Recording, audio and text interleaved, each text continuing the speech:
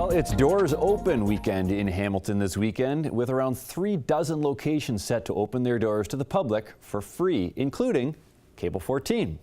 So Barbara Murray is here to discuss some of the highlights of this year's event. Barbara, welcome to the program. Thank you.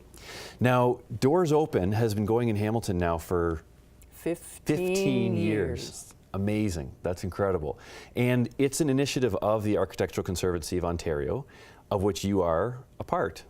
That's correct. It became our initiative in more recent years. It started as a local architectural Conservancy Advisory Committee of the city, their subcommittees, and they led the charge with the support of Heritage Planning and connected with Hamilton Burlington Society of Architects and got Architectural Conservancy involved. And so over the years it's kind of morphed. Okay. Yeah. Yeah, and this is a cool event. Tell us exactly what Doors Open is. Simplest thing is it's a giant open house. It's not just one house is open or one building is open, but no matter which one of the 45 of these events across the province this year, so no matter how big or small they are, every single one is an open house. Some of them you get behind doors that you never get an opportunity to get behind. Others, there's some old favorites. Here in Hamilton, we're considered a bit unique thanks to our partnership with the Hamilton Burlington Society of Architects. We have new buildings, appreciating the design and how design has evolved, that kind of thing. Mm-hmm. So there are 45 Doors Open events across the province then? This year.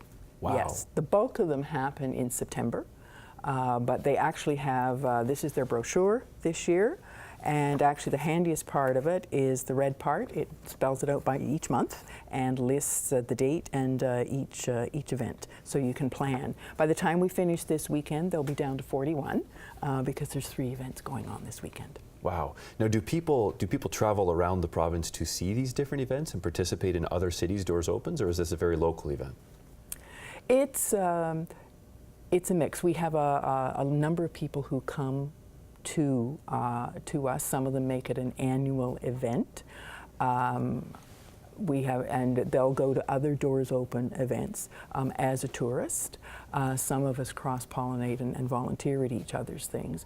And I'm very much one of those Doors Open tourists. It's been a fabulous opportunity to go to see places like North Bay and New Liskeard and all kinds of neat things. And who goes out and sees stuff? Who participates in Doors Open? Everybody. You have the family tradition of, say, a mother with her, or grandmother with her adult daughter. You'll have a mom with a kid. A family goes out. Students will come out. This year they're particularly drawn to the McMaster Nuclear Reactor. You see historians coming out. You see people who, we've got a group who are very, very interested in churches. They like the carved woodwork, the painted murals, the very highly decorated churches. We have a growing, as we're able to come up with appropriate sites, people who are interested in the rougher, the industrial sites that are being brought back for co-working types of spaces. Of course, Hamilton has plenty of industrial building stock. Yes, yeah. How has this event changed over the years, and is it changing with the city right now? I mean, Hamilton's in such a unique position where the Hamilton we know today was a very different city 5 years ago. It's undergoing such a renaissance. Is the event changing as well? The event and the entire program has changed, by that being the provincial one. When we started, we were all a novelty, and the Doors Open events were increasingly in competition with each other. So what we're trying to do is have new sites that haven't been on for 5 years or more, or sites that have never been on, because people are making their recreation decisions. For their recreation dollar, their recreation time. Do I want to spend one weekend in May touring around to Doors Open? Well, which one will it be? If I'm going to pay for an overnighter, which one will it be? So as pertaining to Hamilton itself, as we're getting better known, that's where we seem to be getting into some of the industrial sites. Another big draw has been when we've been around long enough that the different anniversaries. So it's amazing how far ahead some of the sites are planning a milestone anniversary. So for example, Canada 150. More the individual ones, like St. Stanislaus. It has 2 anniversaries this year, did you realize? Okay. It has its 105th of the basement. No, I think it's the basement. And then the other way around, there was a 25-year gap, thanks to the World War and the immigration situation with the Polish community. So they worshipped in that basement for 25 years. Wow. And 25 years later, they built the phenomenal sanctuary that's there. McMaster Bay Yacht Club, in Canada's centennial year, they incorporated as the McMaster Bay Yacht Club. Wow. So they're having a bang-up celebration on Sunday. So there's that whole variety. And of course, this year is Canada 150, the 150th anniversary of the country. So how is Doors Open responding to that? We're relying more on through our sites. We did not necessarily target 150 sites. Some advice to us was, well, it can be, how was the centennial celebrated in 1967? How did something evolve through the 150 years or the 100 years? It's been picked up by some of the sites. Erlin Lee has about 4 different exhibits related to 150 with the wealth of the Lee family. So they've found some diaries, and they're very detailed about what the Lee living family was like in 1867. Oh, wow. The chores, etc. Then the Women's Institute, that of course formed out of the relationship with that, they celebrated, made a big shebang out of 1967. So here, 50 years later, they can go back and look at, well, what were those celebrations like 50 years ago? They've celebrated Vimy Ridge, and then Gordon Lee, one of the sons, had fought, and he actually died May 3 of 1917. So we have, individual sites. I know the cotton factory is bringing things into their facility. Mm-hmm. So that's been very much led by the sites. Yeah, it's more than just an open door to a building, because as you say, there's often programming and stories. There's a lot of stories being told within these buildings as well. Now, I want to take a look at this guidebook, because this is the guidebook that is distributed across the whole event, and there we go. You can see it right there, and it has a fantastic map right in the middle, where it has all the sites listed right there, and so it's a great way to make your way around all these sites, and they're spread out. They're spread out all over the city. We've got Flamborough, Stony Creek Mountain. Obviously, there's a concentration in the lower city, a lot of older building stock there. What's the process for these sites to actually register and participate in this event? Well, we find every spring, or as we're leading up to this, we are getting calls and emails from sites that are interested in participating, but at that point it is too late. So we say to them, well, consider it for next year, and we put them on our call list for the fall. And for the most part, they are interested, and we look then, okay, what other sites do we have around them that could form a cluster? So about 3 things that it would make it worthwhile to drive the car there and park, or bicycle there and lock up the bike, or find your way by HSR. So that's very much what was happening in the North End one that we were hearing McMaster Bay. Some of the ones up there, and then it just simply built, bringing back some of the ones that we have in that area. And tell us a bit about some of these locations, because there's a huge diversity of actual sites participating this year. I mean, we've got places like the Art Gallery of Hamilton. We have obviously churches, lots of churches participating. The Hamilton Downtown Mosque is an interesting one, and then a film studio. Yes. What are some of your favorites on this list? Because it's quite the list. That's like asking someone to stay, which child is the favorite? Certainly, the new ones, the ones that haven't been on for a number of years, the story behind the Barracks Inn is interesting, and it's a wonderful heritage part of Ancaster. Yeah. And of course, the story why it's called the Barracks Inn is at one point a building on that site is reputed to have been a barracks. The physical building that's there burned in 1868. He was a druggist at that point. He rebuilt it as a grocery store with an attached residence. And when you look up that street and the other stone buildings that are there, it's a great enhancement to have it there. Quite a little gem, the Locke Street office of the Judy Marcels Real Estate. And very how much intact it is over the years, and quite a small little jewel of a... That used to be the Bank of Hamilton. Yes. Right? One of their branches. Yes. If not the branch. No, they had the main one downtown, and then this was the second one. Okay. This was the second one. Yes, we are privileged to have some churches back on. Church of the Ascension has a phenomenal multi-purpose space. So how the old has been blended with the new vision. Of course, we have known it as Centenary, and its sanctuary has been closed, so it's going to be open for doors open. You've mentioned the film studio, Digital Canaries in the old Barton Air building. Then as we go on, we've got the tennis club. They've been lobbying their neighbor for the last year and was successful, so we're going to have the Rose Lawn Bowling Club. And they're busy getting ready. The Hamilton Port Authority, of course, has moved the boat storage and their own maintenance storage to a new facility on Hilliard. They've got a fabulous view from the second floor. The second floor has been shelled in. You get up there and you look over Randall Reef. And based on the way the weather is shaping up, you might prefer that view rather than right down at the water's edge. Rudy Holst Commons, a brand new 1 and 2 bedroom supported affordable housing, and some very interesting things in it. And there's I was just dropping signs off there, and they've got a couple of the apartments will be open. Unfortunately, CoBuild is not able to join us. They've had a construction complication, so they've had to pull out. So we're down to the straight 36. We enjoy having the water sites back, the two of them down on Woodward Street. Yeah, which are going to be a hive of activity, I'm sure, right now with all of this rain and everything. Yeah, well, it's our drinking water, and then we've got the Glen Manor and Stony Creek Masonic Center. There's, I think, 3 lodges and an Eastern Star.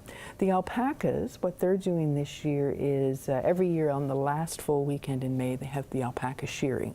Well, they've brought that to tomorrow. Oh, okay. I wanted to ask you, because that's an interesting one. You can actually see live alpacas. Oh, yes. Oh, yes, yes. So that's why we made them 2 sites. The Saturday is the shearing, and there's some special displays, and you only get to see the shearing of an alpaca once a year. That will be tomorrow. Oh, wow. And then the rest of their activities, that's quite a hive. And they notice people are coming now and prepared to spend the day. Bring a picnic lunch with the family and just enjoy that landscape. Yeah. Stony Creek Mountain is very good for us in terms of a landscape. There's the Erlin Lee House Museum, so the remnant of that farm and the beautiful view over the escarpment, the alpacas, and then over to Ridge Road Estate Winery, and that property has been in that family since 1875. And that's also an incredible vista to see there. That's an amazing place. This is it. And then, of course, the 3 education sites, so people really get an opportunity to see the modern in the education center, and then the Mohawk Trail School is probably the closest associated with the 1867. So why is it important, as someone who's involved in architectural conservancy, why is it important for people to see buildings and to go around and to explore these places? It's just learning about your community, increasing your awareness the same way you increase your awareness through other activities that you might get involved, politics, art, nature, getting to know your city, coming to understand what's distinct about Hamilton, what Hamilton has in common with some other places, similar problems. little different successes, and it's bottom line. Usually, it's just a beautiful day in the spring to have an excuse to go wandering around, enjoying the blossoms however they are, seeing some new spaces, finding out what's going on behind some of those doors, and yeah, it's just a great saunter around the city. I like the idea of learning and being exposed to different things, because it's interesting this year. I know you've got, obviously you do have the churches, but you also have the Hindu Yes. temple, and you have the mosque open as well. So there's a certain level of beyond just architectural learning, And cultural actually, learning, there's religious. 2 mosques. 2 mosques, okay. And they're not only 2 mosques, but they're architectural. The downtown one, of course, is an adapted reuse of a supermarket and then gym. And the mountain mosque is an adaptive reuse of a racquetball club. And it first started out in the squash courts. That was a prayer room. Well, they are now one of the largest mosques in this part of Ontario. So they did quite a substantial 2-story increase for the prayer rooms in 2012. So that part of the racquetball club has become the community center. Okay. So it's huge, and it's interesting. Although they're both mosques and they're part of the same group, there's a different vibe between the 2 of them. And something to learn for sure. Tell us about the McMaster Nuclear Reactor, because this is a site this year, and I Yes. expect this is probably going to be a bit of a draw. Well, it's a cap draw. We saw the Eventbrite tickets sold out like really quick, day and a half for the first 80. Oh, so this is actually a ticketed location. Yes, they are first and foremost nuclear. McMaster Nuclear Reactor. They run tours on request and prior booking every weekday, but they find they're buried in the McMaster campus. There's a lot of riches there. So what has appealed to them is to get it out there that they can offer tours. They are an industrial site with a license to produce isotopes, and can't do anything to jeopardize that license. So tour groups are limited to 10. So we needed to figure out a way, how did we get maximum number of people through there in groups of 10 and safely. So that license was not jeopardized. But it's a phenomenal opportunity. But I know when some people have said, "Oh well, I couldn't get there." No, just go. We put the link to the tour page of the reactor. So that's one that is open. That is open. So just follow Yeah. the instructions. Yeah. So. Barbara, final thoughts on Doors Open. How can people get involved in this event going forward, different years, and where can people find out more? There's a lot of information on the Doors Open Ontario website. Go visit Doors Open events. You'll find there's a huge, huge variety of them. How people can get involved. Certainly sites. Stop and think about your own site. Is there something special coming up? People have gone to visit a certain site and thought, well, our church is just as interesting. Why wouldn't we open it? That kind of thing. We are always looking for volunteers. There's a small army runs this, particularly on the event weekend, as with so many Doors Open events. We're kind of transitioning right now how we're going to organize this thing, but it is completely volunteer run, has been for the last few years. 15 years. 15 years now. This year. It's incredible. Well, congratulations on this year's event. Hopefully it doesn't get too affected by the rain. Obviously it's dry inside, so people can go out, rain or shine. And probably a last pitch we should give is we're so thrilled to have media sponsorship from Cable 14. So either clip it out of your guidebook, or Cable 14 is going to be going around visiting some of the sites. And what you're supposed to be doing is, as you visit your site, you can write on it. If you're social media proficient, do your selfie and post it someplace. If you're more like me, you'll probably write on it. And then you could bring it back here or scan and email it in, and it would be in a draw for a Canada 150 prize pack. Yes, so people can come in and see what happens actually here behind the scenes at Cable 14 this weekend. And of course, it's dry in here. So hopefully True. we'll see a good turnout. Barbara, thanks so much for coming on the program. Thank you for the opportunity. Don't forget, come by Cable 14 on Sunday between 10 and 4 for tours, the chance to see some live programming in action, and a barbecue in support of the Hamilton Food Share.